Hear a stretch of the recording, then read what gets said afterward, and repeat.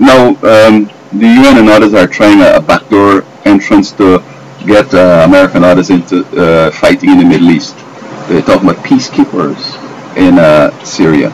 Maybe they should get Muslim armies, Saudi Arabia, Iraq, Afghanistan, all them Arabs boys go down there and die.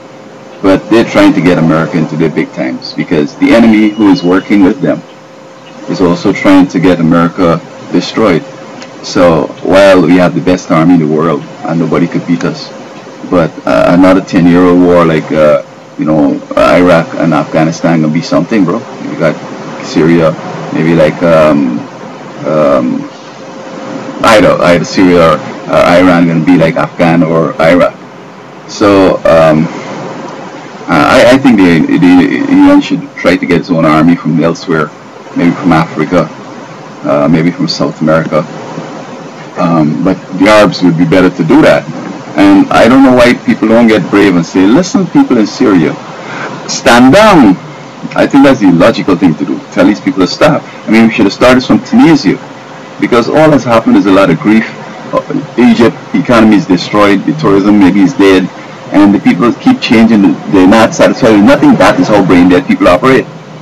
I recall the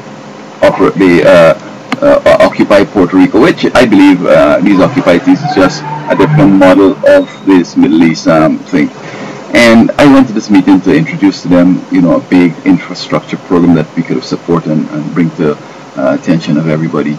And they're having a meeting, and for the whole afternoon they're talking about whether their meetings should be called Asamblea or a reunion, which is like a meeting or maybe like Parliament. A representative thing, I'm not sure which they. I mean, it's like these folks basically are fringe people who like stupid stuff, like to get into impossible stuff that ain't practical, and that could disrupt stuff, and they don't know that there's something down the road. It's called force and serious, knocking your head with the baton and bullet to your chest. They don't know that coming down, so. They're carrying on and they're talking in terms of they're not going to leave. You're going to leave the government land and we need to go. Okay, I can hear how that want to end. But as far as the Syria thing is, I would recommend that, these Syrian people, first of all, stand down and stop. Go home. I mean, I don't care about Assad. He don't care about me. I don't care about nothing. All I'm looking at is the facts here. And the deal is that when the next boy comes in, it's like the French Revolution. The bourgeois were overthrown by the proletariat, but then the proletariat became the bourgeois. Oh yes, and those boys like an animal farm.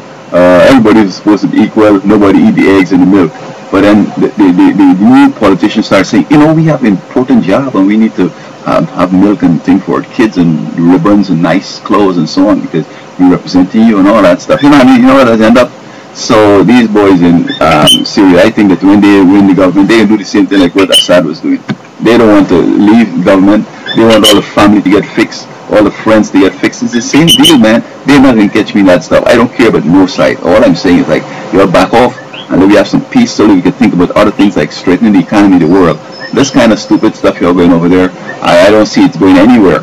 And, to get the West in there and get us grind down and then our economy start to slip and then everything collapse and then bring on the suffering, fight your war yourself.